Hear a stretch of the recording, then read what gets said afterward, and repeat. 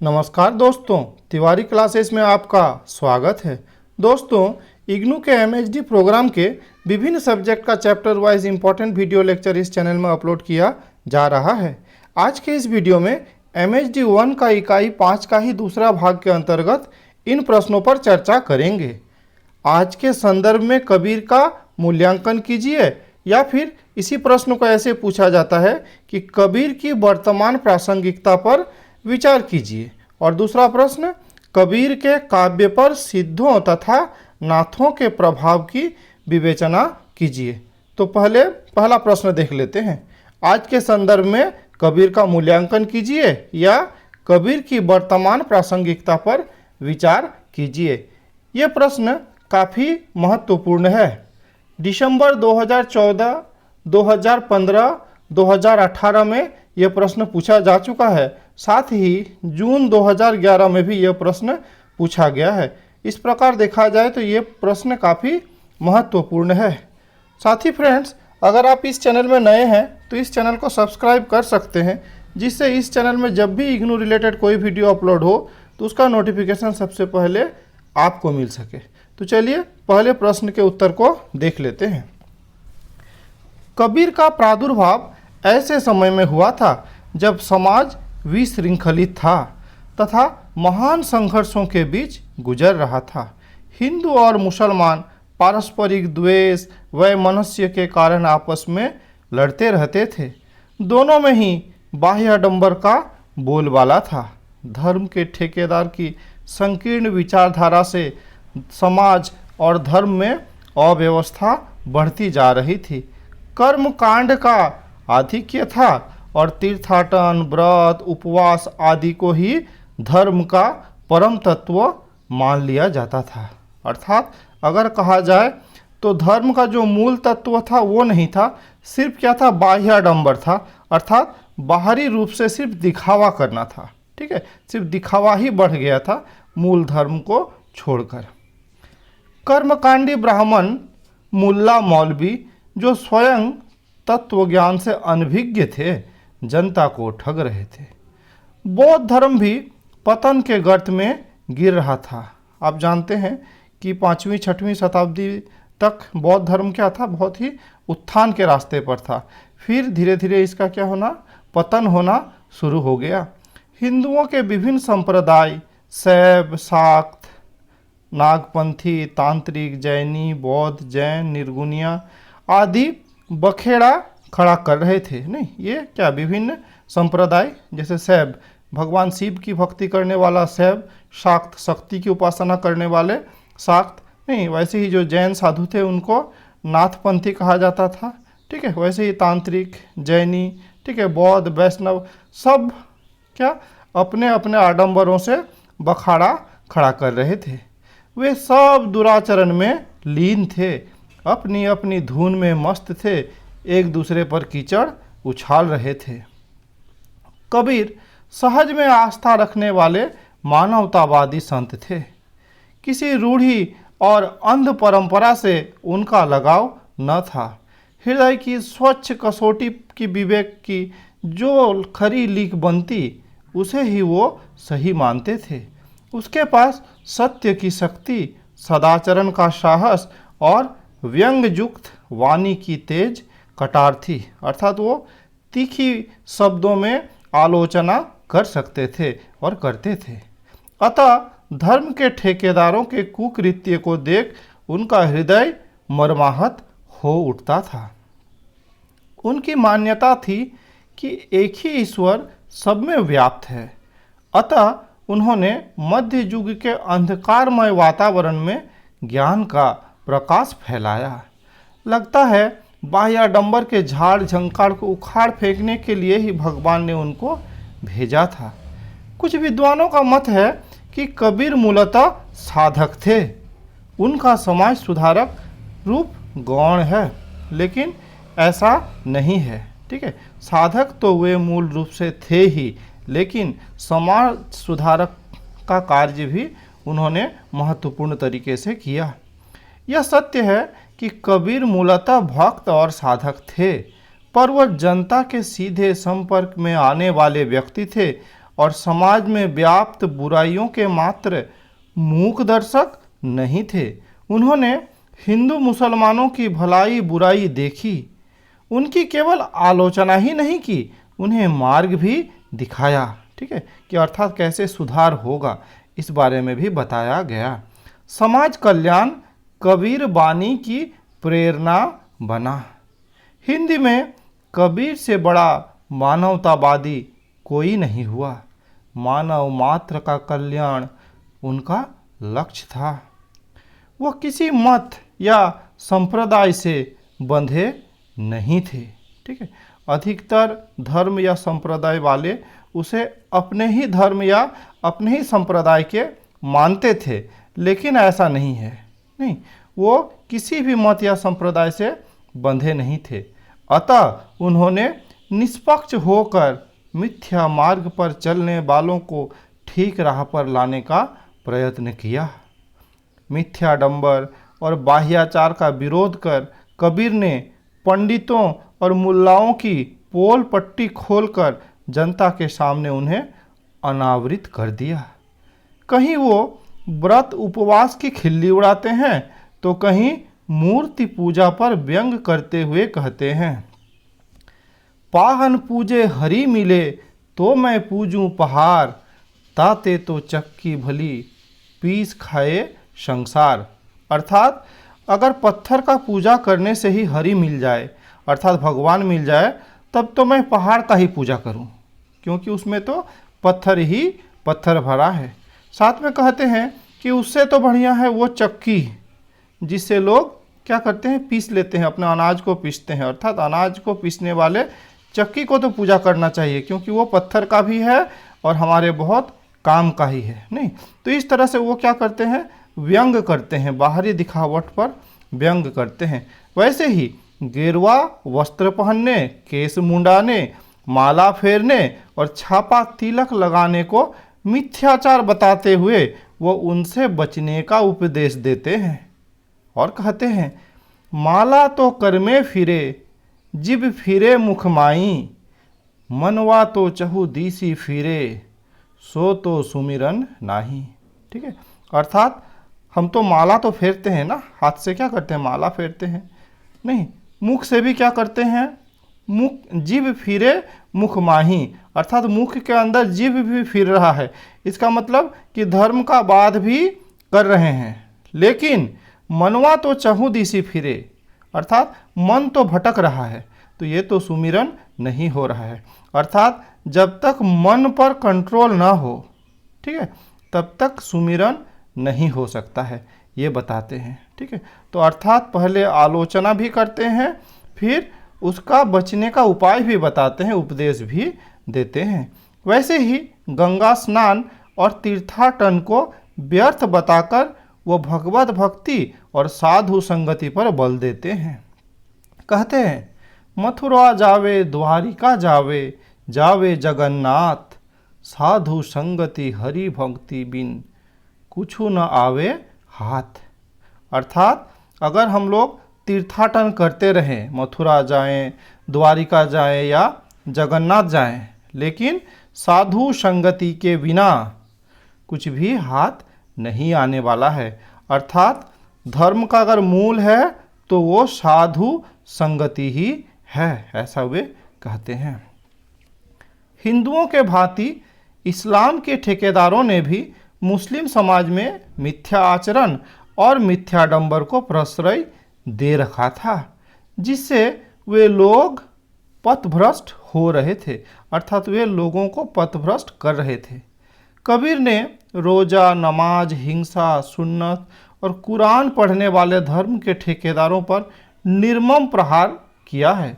वे कहते हैं, काकर पाथर जोरी कई, मस्जिद लई चुनाई, ता चढ़ी मुल्ला बांग दे, क्या बहिरा हुआ खुदाई। नहीं, अर्थात कंकर पत्थर से मिलाकर मस्जिद तो बना दिया गया और उस पर जो मुल्ला है अर्थात मौलवी है, वो क्या करते हैं, लाउड स्पीकर लगाकर अजान देते हैं। तो ये अजान देने के लिए लाउड स्पीकर लगाने का क्या ज़रूरत है? क्या आपका खुदा बहरा हो गया है? नहीं। तो ऐसे कहकर बाह्य आडंबर पर चोट करते हैं। कबीर शास्त्र ज्ञान से अधिक महत्व प्रेम और भक्ति को देते हैं। अतः काजी और पंडित की भर्त्सना करते हुए उन्होंने कहा, पोथी पढ़ी पढ़ी जगमुआ, पंडित भया न कोई, ढाई आखर प्रेम का, पढ़े सो पंडित होई। नहीं, अर्थात सिर्फ विद्वान होने से नहीं होगा, क्या होना होगा? पंडित होना होगा, अर्थात ज्ञानी होना होगा। और ये तब आ सकता है जब प्रेम तत्व हमारे मन में हो प्रेम तत्व, तभी हम ज्ञानी कहलाएंगे या पंडित कहलाएंगे। ठीक है, इस तरह उन्होंने इस पर भी व्यंग किया है। कबीर के व्यंग तीखे हैं, पर सर्वत्र उनकी वाणी के पीछे सत्य की निष्ठा और संत हृदय की सहानुभूति है। वह जानते थे कि धर्म और दर्शन के क्षेत्र में बड़ा उत्पात मचा हुआ है।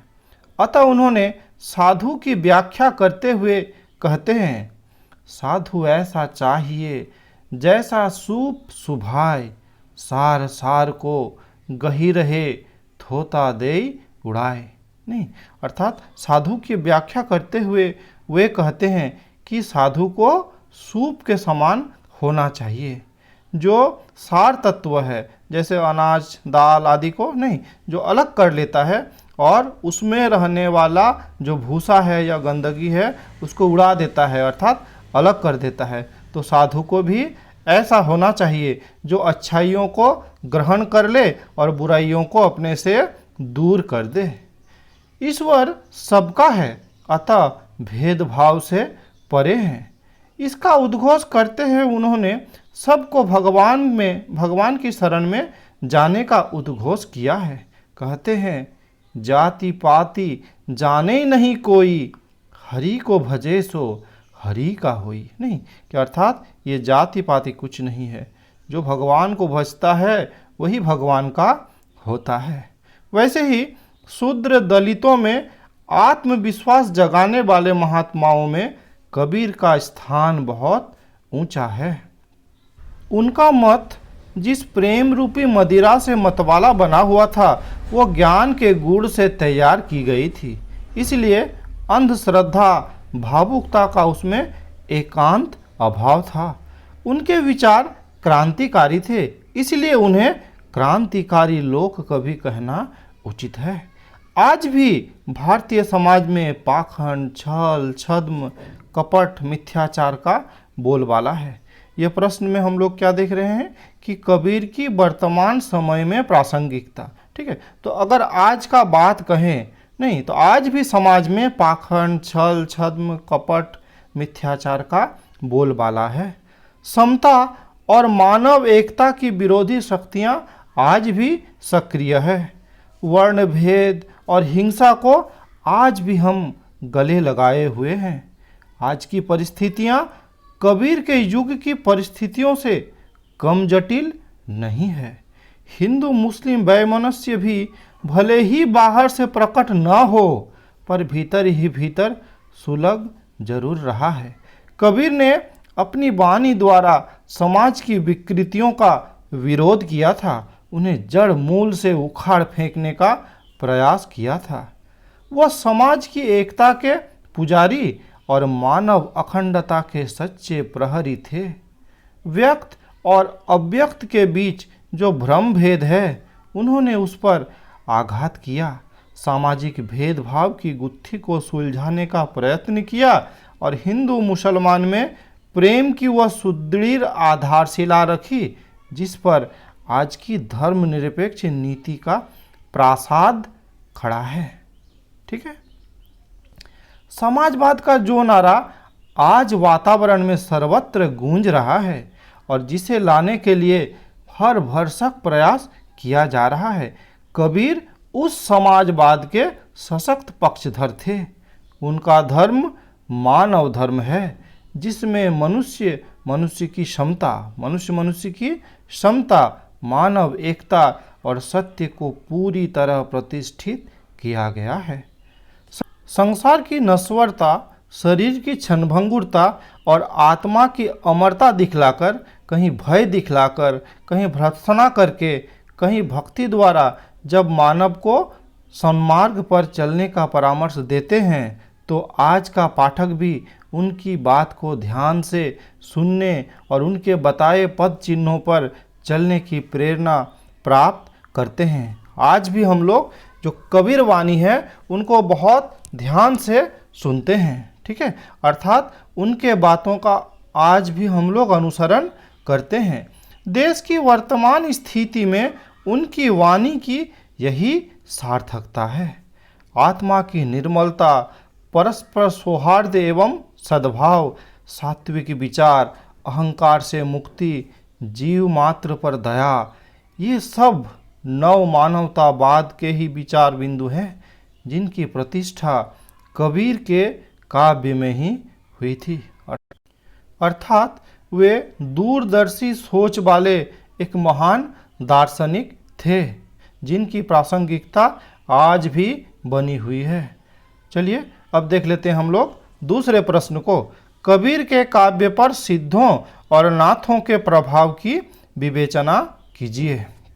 कबीर की वाणियों की काव्यात्मक बुनावट पर तथा उनकी विचारधारा पर सिद्ध साहित्य और नाथपंथी योगियों के साहित्य, साथ ही मराठी संत कवियों में ज्ञानेश्वर तथा नामदेव के साहित्यों का गहरा प्रभाव है। लेकिन यह भ्रम नहीं होना चाहिए कि कबीर की विचारधारा उनकी नकल मात्र है। उनका अपना स्वतंत्र स्वरूप है। बौद्धों, योगियों और तांत्रिकों से वो बहुत कुछ लेते हैं, पर कबीर न तो बौद्ध हैं, न ही हठ जोगी और न ही नागपंथी। अर्थात साधु की जो प्रकृति होनी चाहिए उसी के अनुसार कबीर ने दूसरे जो मत थे उसकी जो सार तत्व है वो ग्रहण किए और अपने स्वतंत्र मत का भी प्रतिष्ठापन किए हैं। 15वीं सदी की ठोस सामाजिक वास्तविकता और वैचारिक चुनौतियों के साथ कबीर की विचारधारा क्रमशः और उत्तरोत्तर विकसित होती है। बौद्ध धर्म का जब ह्रास हुआ तो 8वीं-9वीं सदी तक आते आते वह तंत्र मंत्र की साधना में बदल गया और उनके अपने बाह्याचार और कर्मकांड भी बन गए। नहीं, पहले पहले ऐसा नहीं था। पहले पहले बौद्ध धर्म बहुत अच्छे से लोगों को दीक्षित कर रहे थे, समझा रहे थे, लेकिन बाद में उसमें भी बाह्याचार और कर्मकांड आ गए, अर्थात उसमें भी अब पतन होना शुरू हो गया। वज्रयान और महाजान नामक शाखाओं में विभक्त बौद्ध भिक्षुओं के साधना संबंधी पदों में कायायोग, सहज शून्य की अवस्था तथा समाधिजन्य भावनाओं का वर्णन मिलता है। इसी साहित्य को 84 सिद्ध साहित्य भी कहा जाता है। मैं बोला ना कि जो सिद्ध साधु थे वो बौद्ध धर्म से संबंधित थे और जो नाथपंथी थे वो जैन धर्म से संबंधित थे। वैसे ही नाथपंथी योगियों के उलटवासी की काव्य परंपरा का प्रभाव भी कबीर पर पड़ा और उन्होंने भी ऐसी रचनाएं की। ठीक है, तो ये भी एक सिस्टम है उलटवासी की काव्य, नहीं, अर्थात उस काव्य में कहा कुछ और जाता है और उसका निष्कर्ष कुछ और निकलता है। अर्थात जो लक्षणा शक्ति बोलते हैं, यहाँ पर लक्षणा शक्ति दिखाई देती है।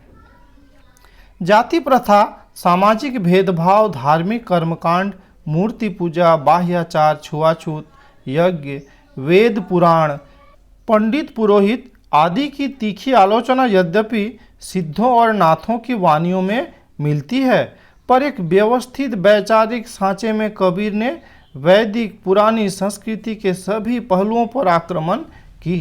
अर्थात ये वैदिक संस्कृति को मानने को तैयार नहीं थे। नई अभिव्यक्ति प्रणाली का प्रवर्तन किया जिसे बाद में उनके परवर्ती संतों और कबीरपंथी रचनाकारों ने और भी समृद्ध किया। हजारी प्रसाद द्विवेदी, राम कुमार वर्मा आदि विद्वानों की मान्यता है कि कबीर आदि संत कवियों पर सिद्धों और नाथों का समान रूप से प्रभाव पड़ा। इन विद्वानों ने नाथों और संतों के साहित्य को आमने सामने रखकर यह प्रमाणित किया कि दोनों के बीच बड़ा गहरा संबंध है।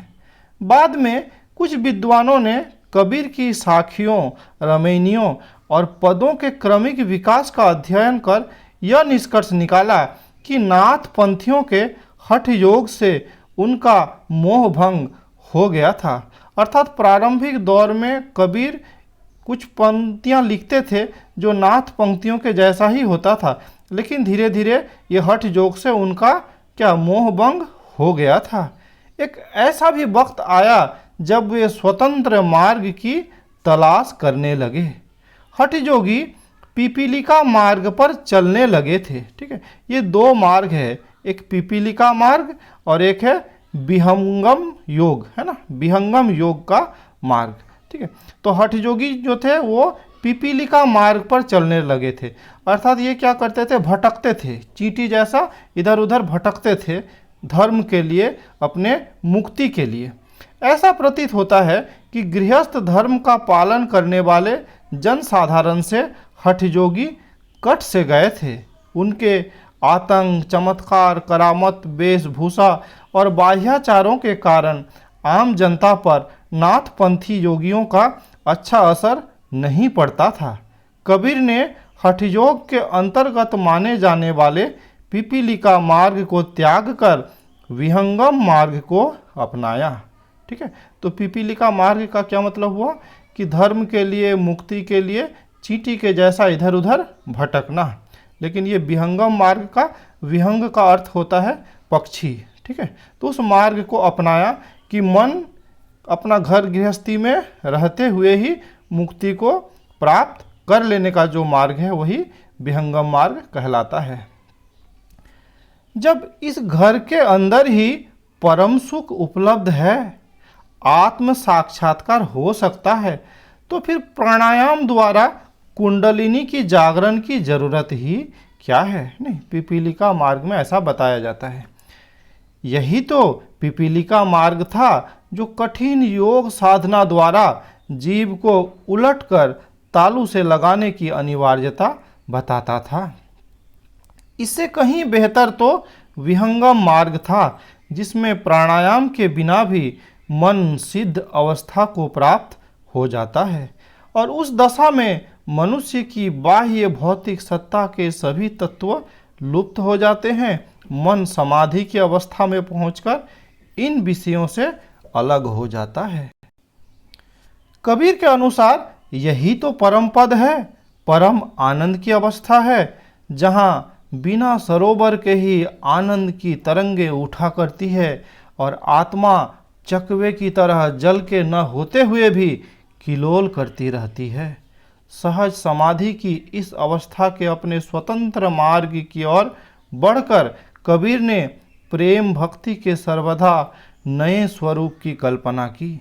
इस तरह ज्ञान, योग और भक्ति तीनों की सम्मिलित भूमि पर कबीर ने अपने अलग प्रकार के पंथ और साधना मार्ग का विकास किया। कबीर की भक्ति वैष्णव की भक्ति से भी अलग है।